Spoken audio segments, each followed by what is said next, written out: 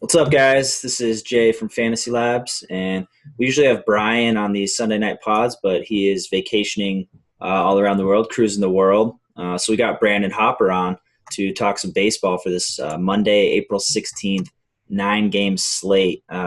It's actually an 8-game slate because the Reds Indians game starts an hour before, and I don't even think it's an option on DK, and it's part of an early only slate. So we'll be talking about the main slate. But Brandon, thanks for joining us. How's it going, man? Yeah, thanks for having me. I'm pumped to be here. Glad you had me for such an ugly-looking slate. Yeah, Thanks for that. you picked it, man. I asked you. I was like, hey, we got some openings. Brian's traveling the world, and you Yeah. jumped on the Monday one. This is like the worst slate of the season, I think. It might be, but you know what? There's money to be won. Always, always. And yeah, it's always a good time to have a pod after we saw my boy Rugi Odor just bank Joey Bats tonight, which was like the Yeah. coolest thing I've ever seen on a baseball field, maybe. So Well, coolest thing in a fight, that's for sure. yeah, well, yeah, there are a few other cool things maybe, but it's up there for sure. Who was it? Pedro throwing down Yeah, that was that Yankee coach. Was it yeah, Zimmer? yeah. That was cool, but I don't know. This was so different. It was more even. It was like it was a legit squabble, and we had a Yeah. clear winner.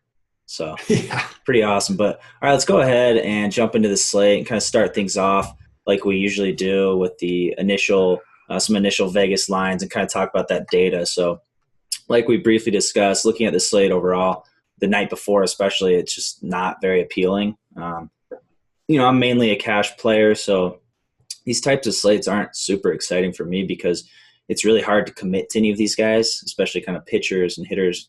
Just not a great slate overall, so it's hard. So I think this slate shapes up to be much more of a tournament slate. I will be moving majority of my action that I allocate for a day on tournaments in this slate. So that's kind of the way I'm looking at it. And as far as Vegas goes, we kind of have some scattered teams, but no team is above 5 runs, which is kind of rare as of late, especially with a lot of course field games lately and whatnot. So at the top, I think currently we have the Tigers at 4.8, the Diamondbacks at 4.7, the Pirates at 4.6, and so on and so on. At the bottom, we have the Angels, the Braves, and the Phillies, and a few other teams right around there. So it's not like a crazy high range or anything, which I think suits tournaments well because you can rely less on Vegas data and spread that exposure and ownership. So how are you kind of looking at this slate overall in terms of utilizing the Vegas data that we have right now? Yeah, like you said, this really shapes up to be a good spot to be contrarian. There's not a lot of high team totals. There's no quarters, which is why I grabbed my Rockies hat. You know, I don't want to spoil anything, but I'm really looking at one of the lower teams on the slate, and we'll get to that later. But I like, I mean, like we said, it's not an appealing slate, but there is some intrigue there. Yeah, absolutely. I mean, and good call on not spoiling, man. You can never spoil on a Game of Thrones day. It's just it's too dangerous. Oh yeah, yeah, But yeah, speaking of some of these pitchers too, this is like I don't know if you noticed right away, but I saw it immediately. This is the lefty day of the season. We have as many lefty pitchers on the mound as righties, 8 each for this slate. So platoon hitters are definitely coming out to play today. But let's go ahead and start off with the pitchers. So if you want to give me 2 pitchers you're kind of looking at, whether it's for cash or tournaments, what do you got for pitching? All right, yeah. So my first guy's a lefty. I like Adam Conley with Miami, 8,300 on FanDuel. For being such a bad slate, I really like. I was surprised I found someone that I really like, and Conley is that guy. Phillies versus lefties. They strike out 30% of the time. It's almost like they take pride in seeing how many strikeouts they can get. Conley K's about 1 batter per inning, tied for the 5th best on the slate. The K predictor has him hitting 7.4 strikeouts tomorrow, Monday. I've been tracking the K predictor. I don't know if you've been paying too much attention to it, but it's I look really at good. yeah, that's like my primary thing to look at for pitching. Yeah. For sure. Yeah, especially, I'm mainly a tournament player, so I'm really trying to be contrarian, Yeah. and it helped me. I was on Garrett Cole today. It was at like 1% ownership, scored me 57 fantasy points. Wow. So back to Conley. His last outing was rough. 4 innings, 7 hits, 4 runs against the Brewers. I'm hoping that scares the public away. Plus, his current money line's only -110, so people are going to gravitate toward the big favorites: Zimmerman, Nace, Beta. So, quick quiz for you: Conley's 2 best pitches are his fastball and his changeup. The Phillies don't hit anything well, but name 2 of their 3 worst pitches to hit. Now, remember, his 2 best are the fastball and the changeup. So go ahead and take a guess. All right, I'm going to really think about it. I'm going to definitely say the forkball and the knuckle curve. It's got to be. Close. Yeah. Close. Fastball and changeup. Oh, man. I tried giving it to you. His 3rd best pitch is a slider. Yeah, I was going to bring up his slider. Yeah. Well, you were close. You were in the ballpark. The Phillies don't hit a slider well either, so there's that. My second guy I like is Rick Porcello from Boston, 8,500 on FanDuel. He's a big step behind Conley for me. I really like Conley. More and more as I did my research, I fell in love with him. Porcello, he gets to throw in Kauffman Stadium, 72 park rating, 98% bargain rating on FanDuel. If you use the trends page at Fantasy Labs, pitchers with at least a 90% or a 90% bargain rating on FanDuel get an extra 1.8 plus minus. The Royals strike out 5th most on the slate against the handedness they'll face Monday, 25%. Nothing major, but and Porcello is middle of the road in terms of K per 9. He's another small favorite that I think is going to get overlooked by the Monday crowd. One more guy I'm intrigued by. I've read Bales' book a couple times now, and he talks about targeting a rookie coming in, playing him, because so many people are going to be going against Chad Green tomorrow. Definitely. And it looks good. Like the Diamondbacks look like they shape up against him well, but I'm going to have some Chad Green exposure in tournaments just for that simple reason to be contrarian. Yeah, he's 4K on DK. I actually looked at him earlier today too, and he's been averaging about a K per inning in the minors. I mean, he's been pitching really well, so we'll see how it shapes up. I definitely don't mind having some of both sides of that game. What book were you talking? I've never heard of that book. Bales? No, I'm just kidding. Okay. I was like, geez, man, don't say that on his web. I know, right? Yeah, no, great book for sure, but that does highlight a really good point, especially on this slate. We're going to see a lot more kind of throughout the season, rookies making their major league debuts and kind of what to do with them. So I'll jump into my 2 pitchers. I really want to forfeit this segment, but I think we can't get away with that at this point. So first guy I'm looking at, and this is for cash, for the cash games I'm going to play, which, like I said, are not going to be that many, is Jordan Zimmerman. You kind of highlighted, the favorite. I think he will be one of the higher-owned guys. The Twins are bottom 3rd in the league in strikeout rate against righties, and Team WOBA against righties as well. So the thing that I'm looking for in Zimmerman more than anything, just this, and this is relevant because of the slate is so poor overall with pitching, is that Zimmerman has a floor that I can actually get down with. I'm comfortable with it. He averages 105 pitches per start this season. He can go deep into games rather easily. He's pitched at least 6 innings in every start, which on this slate is actually kind of like impressive. So with the matchup and kind of the floor, it's a guy I'm looking at in cash, despite kind of the average strikeout rate, which I don't love. And then I'll get into a tournament play. The other guy I'm looking at, and I apparently never ever pod without him pitching. This is like, I swear, the 8th time, even though he doesn't have any starts, but whatever. Jared Eichhoff, he's on.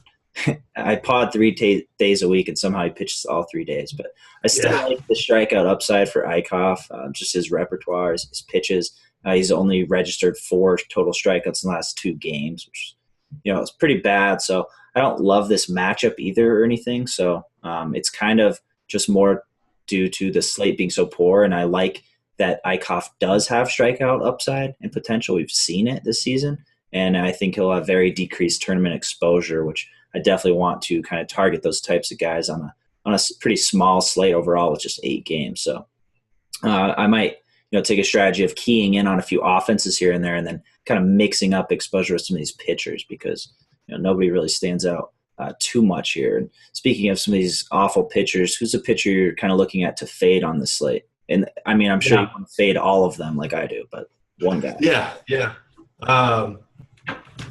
So I know you talked about Jordan Zimmerman for cash, and that's a fine play. For tournaments, I hate him. I do too. Like a lot of the pitchers.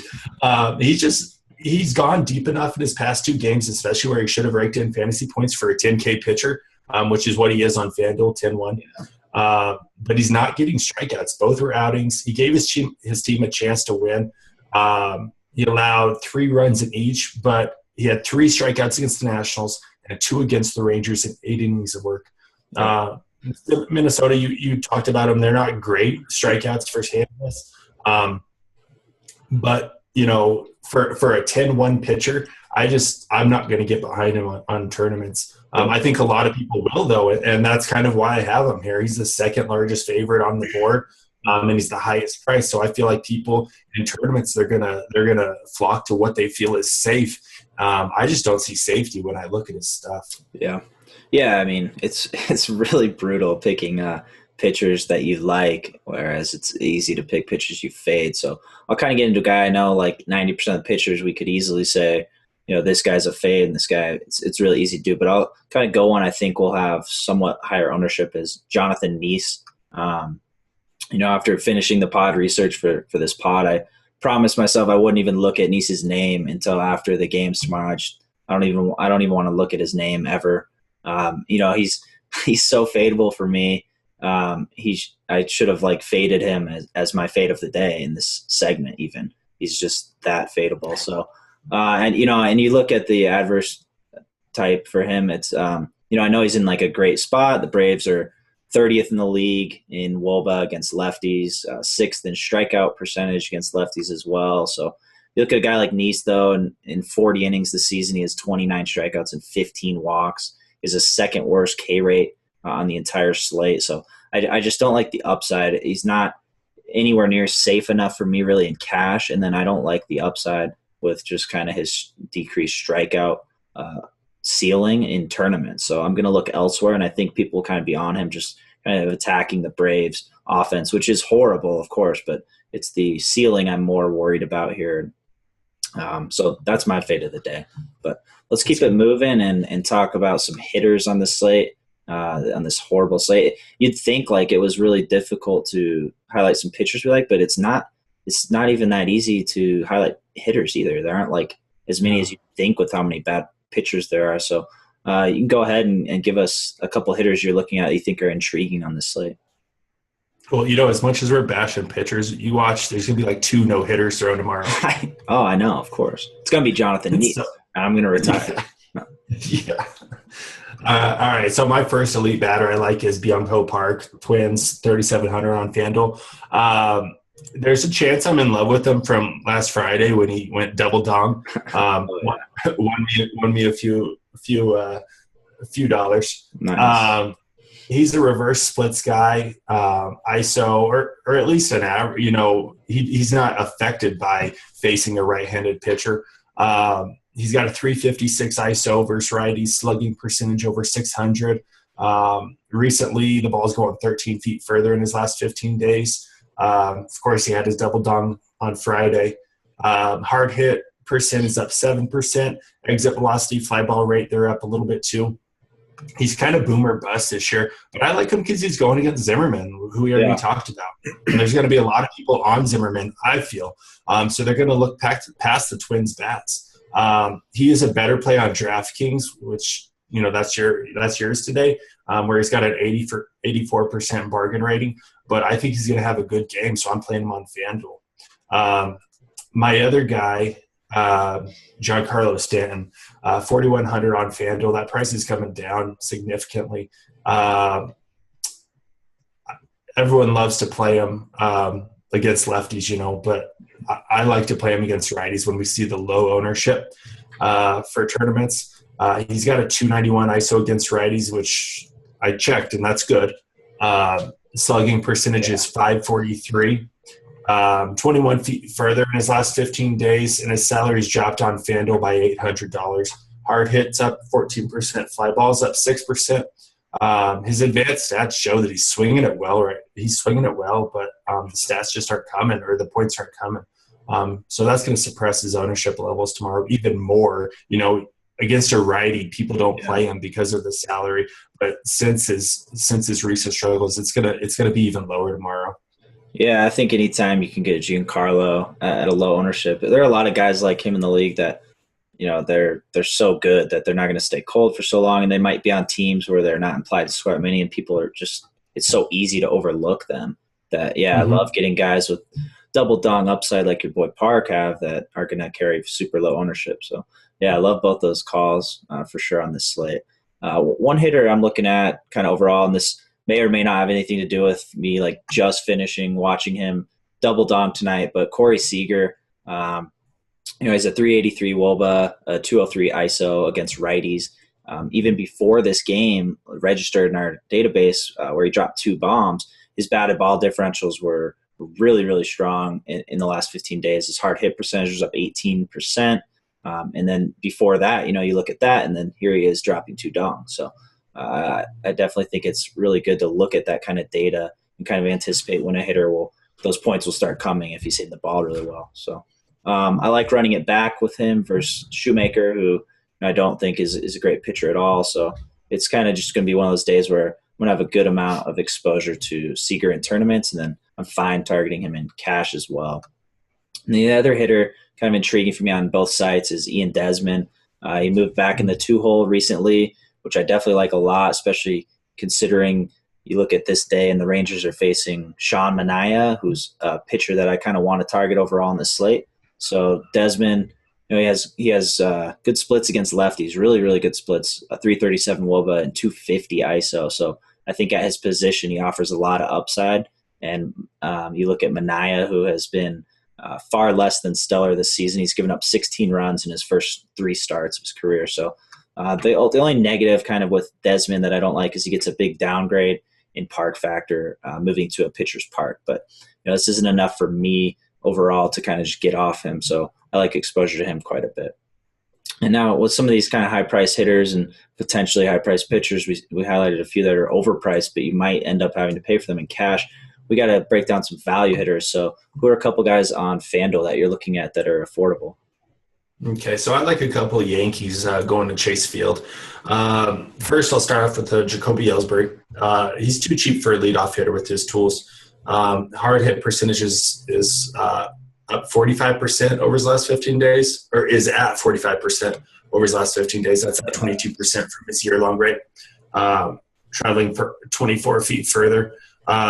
He's hitting more ground balls during that stretch, but he has speed to pressure the defense. And so it's not like he's some big old, 250-pound first baseman that just trots down to first base. He's putting pressure on it. And maybe he gets on by an error, which we don't get points for, but then at least he's on and he might swipe a bat or score a run. Yeah, for sure.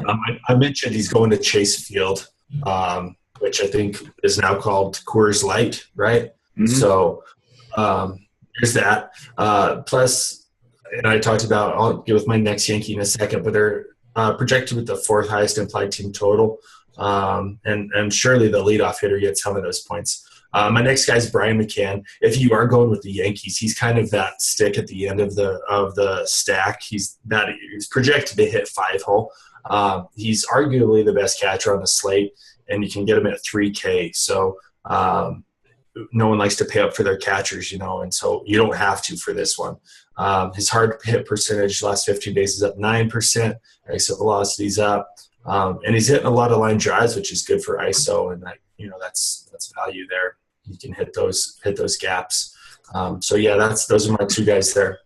Awesome. Yeah, I like them both a lot. I like the Yankees a lot in this spot. So, it's a lot harder to find value hitters on DK than it is FD DraftKings. So, a guy I'm looking at who's relatively affordable is Brandon Guyer. He's been leading off since Logan Forsythe hit the DL. He's actually my second player that I'm recommending who hit 2 bombs today. So I don't know. I'm not basing it off the double dongs, but it's just really hard to find cheap guys who are kind of in the top of the order, especially on DraftKings. So Geyer's a guy who, I like his splits against lefties. He hits lefties well. He's a great spot in the lineup, obviously leading off. So he's a guy I'm looking at to get exposure to in tournaments and potentially cash if you do spend up on a pitcher. For example, Zimmerman, if you went him the cash route, you're going to have guys on DraftKings especially that are pretty cheap, which kind of leads me into my next play. And this is strictly a tournament play, but I think it was my last pod or maybe last week's pod with Brian. I was a massive donkey on the pod. I recommended Darren Ruff as a tournament play because they were facing a lefty. And then he immediately after the pod got sent down to the minors. I can only imagine, just to spite me. So it was really, really gut wrenching and kind of left me pondering my future with the MLB pods. So now though, I have a chance to make it all back with Ruff's replacement himself in Tommy Joseph. So I'm I'm going all in with this whole situation. And, I will say this is only if, which I expect, but Ryan Howard sits versus a lefty and Tommy Joseph plays. If Tommy Joseph doesn't get set down to AAA, of course. If Tommy Joseph doesn't get sent to Dr. James Andrews or something in the morning right after I finish this pod. So this is only if he plays. So I just want to get that out of the way. But he's 2,100 on DraftKings, which we all know is incredibly cheap. I think if you spend elsewhere, you get guys like Stanton or even Goldschmidt. Maybe spend up at pitching, you're going to need a guy who's basically min price. So Tommy Joseph, if he draws his start against a lefty, he did lead the entire International League in OPS before getting called up. So I like his upside a lot, obviously. He's also catcher eligible on DraftKings. So I think you look at that 2,100 price tag, and it's definitely appealing to me. So it's not quite my bold call of the day, but I do like a Tommy Joseph home run call at obviously crazy low ownership and a very low salary. So we'll see how that goes. What did you say? Did you say 2 home runs? Yeah, 3, I think. Yeah, I might edit. I might because let's see, I'm gonna put this pod up after, but by the time I'm probably recording it, he'll get sent back down to the minors. So I'm just gonna edit this all out anyways. So yeah. That's what. All right, so let's reset here and act like you just talked about your first value batter, and then we'll just highlight something got wrong. Yeah. So Brandon Geyer, blah blah blah. Let's go move on to stacks. This is such a horrible slate, which we've highlighted a few times. There must be a few stacks. This is really a tournament slate, I feel like, overall. So, what's a stack you're looking to target and take advantage of on the slate? So you can probably guess it. I'm so down on Zimmerman that I'm going to stack the Twins again. And they won me money on Friday, so there's a chance I'm just trying to build off of that. But it's not necessarily because I love all their hitters. I just think that there's going to be way too many people on Zimmerman tomorrow, and that gives us usable value with Minnesota. So the early win readings look like the wind's going to be blowing right to left, which should give the righties lineup, the righty heavy lineup, some added distance. Their number 2 through 7 are all righties right now, as projected by our lineups page. So I like Nunez, Sano, Plouffe, Park.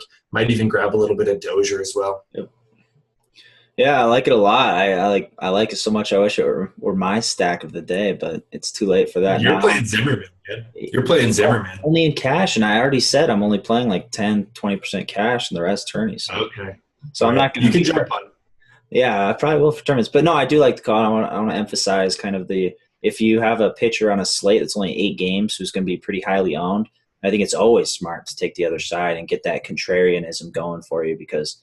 A lot of chalk will fade these or the anti-chalk is the Twins. So I think you definitely pass a lot of people if the Twins do go off against Zimmerman, which is totally possible. It's just the nature of this slate without really any strong aces. But the stack I'm looking at, and I kind of went back and forth on a few teams, which even more so speaks volumes of how you can attack this slate. There's so many teams that are just right below each other in implied runs, or you look at this, you say, oh, their park factor's not great, or you say their park factor is, but the pitcher doesn't give up too many home runs. And it's just a lot going on. So I really think you want to kind of spread exposure around in these tournaments and focus a bit more on perhaps projected ownership. But anyways, the stack I'm looking at that I'm highlighting is the Blue Jays. I'm kind of going all in on the Blue Jays at this point because they have to bounce back from that Odor punch, man. Like there's no way they can keep it moving if they don't just score like 28 runs tomorrow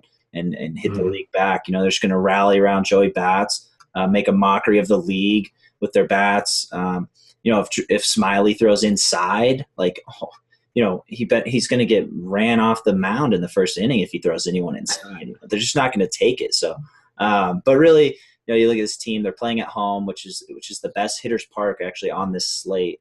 You know, we don't have Coors Field, and Smiley's had a few games in a row where he's kind of lost control. He's had a few games this season where he's given up some dongs, which is kind of unlike Smiley, but it does, you know, speak to the upside that other teams have against him in terms of home run potential. The Blue Jays, you look at this year against lefties, is nothing special, but you could go back to last year, which is a much larger sample size, of course. Obviously, there are a few players different here and there, but they were number one in Team WOBA against lefties last year. I really like this lineup against lefties.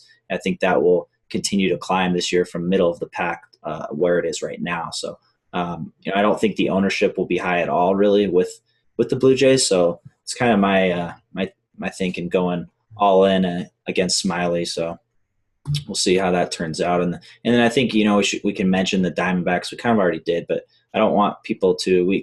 I want to highlight like both sides. I like the, you know, to take you know, a pitcher making his major league debut at just 4K on DraftKings, I think is smart too in tournaments. But I also think it's definitely smart to have some exposure to a pitcher making his major league debut at Chase Field, which is a great hitter's park as well. So I think you kind of want both sides of that. Totally. Anyways, let's keep it moving and let's go on to the next topic, which is stat of the day. So what do you got for us on that one? All right, so I'm going to talk about Ricky Weeks. He's 2K on FanDuel, and he's probably not going to play, but I want to talk about him just because if he does play, we've got an interesting situation. As of now, well, here's another quiz for you because you failed the last one. It was so hard. I know. Yeah, whatever. Pro Trends on FanDuel tomorrow. Guess how many he's currently got? I already saw it on the thing. 13, right? The other question was so much harder, man. Well, you're wrong on this one too. It's 15. I'm like looking at it too right now. It looks like a 3, whatever. Okay. There's 0 people have ever had 15 Pro Trends on Fantasy Labs, according to the trends page, which is interesting. I don't know if they've added some new ones, and so it's like the new max you can have. But so he's 2K. He's probably not going to play, but if he does, as of right now, he's got 15 Pro Trends. That can change, you know, obviously with weather, with betting lines, with you know, so many different things. But so he's a minimum price guy, projected to hit, or not projected. He's not projected to be in the lineup, but sometimes he'll hit 4. Yeah. So it's just something interesting I found. Yeah, no, for sure. I mean, I saw it too, although I saw 13 when it's 15, but, you know, it's still there and it still jumps out. So I don't know. For your sake, I really hope he plays. I'll say this. He probably has a much better chance to play than Tommy Joseph just because it's the way it's running for me. So it's going to be – Well, Tommy Joseph just got sent down to AA, actually. Yeah, no, he's going to go to high A. They're just going to send him on a bus. He's going to have to cook food for AA or whatever. Yeah, it's horrible. I'm going to edit that segment out too. Yeah, but we're done with Tommy Joseph. I don't even know who that is. I don't either. He's not a real person. But yeah, my stat of the day, you kind of one-upped me with that whole pro trends thing. But Kevin Pillar, a guy I put in the – He might play though. Yeah, he's fully expecting to play. Has 9 pro trends, which stands out to me. And it also reassures me about my Blue Jays stack with this team just going crazy after this ruckus that they experienced today. I just think there's no other way for this team to get back on track after something like that. Something so horrific in the history of sports. So I'm going to have several kind of different stacks involving the Blue Jays. And I think Pillar deserves solid exposure, especially if the Jays go off with him hitting leadoff. So he's a guy I kind of like. And yeah, it was kind of difficult to find a stat that stood out too much because the slate's just horrible. But there's still some. Have we mentioned that yet? No. Have we mentioned that the slate sucks? Yeah, it's not a great one, but let's keep it going with a bold call of the day. What do you got for that? All right, so Stanton, he's gonna hit a home run, less than 5% ownership. Okay. I like it. I think Brian said that a Or few three. times. I think Brian's actually hit on that like twice. This Oh, exact really? call. So this bold call is like the chalk of our potters with bold calls. So I think Okay. Then he's going to hit 3. yeah, okay, there you go. Yeah, yeah, you got to get bold. No, I love Yeah. Stan. We talked about it. Yeah, I mean, I think it's great, and I think his ownership will be severely too low. So I like the bold call of the day, but it's not as good as mine. My obsession with the Jays on the slate is leaking into every single topic that we have. But my bold call of the day is that Jose Bautista hits a home run. Actually, that's not a bold call. My bold call is that after the home run, he does a ginormous bat flip, like huge, the biggest bat flip the league has ever seen, right in the pitcher's face. He's going to put a bruise on the ball. I don't just want this to happen. I need it. We all need it to happen after what We happened. do. So yeah, that's my bull call What day. about suspensions, though?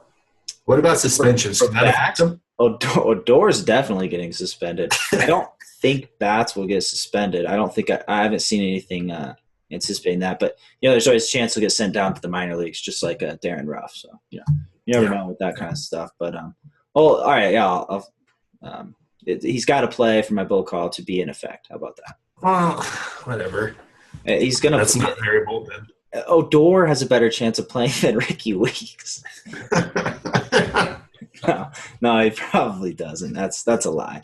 But all right, well, we've hit that time. We settled this pod. It's definitely time for me to go hit up 7-Eleven, spend $28 or so roughly on candy, and then head back and watch Game of Thrones in Silicon Valley. So I hope all you guys crush it tomorrow, and that nobody we talked about today does get sent down to high A ball or whatever. And I do hope Ricky Weeks plays. And Brandon and I will both be back with a pod for you guys tomorrow night to break down the Tuesday slate. So you got any last thoughts before tomorrow?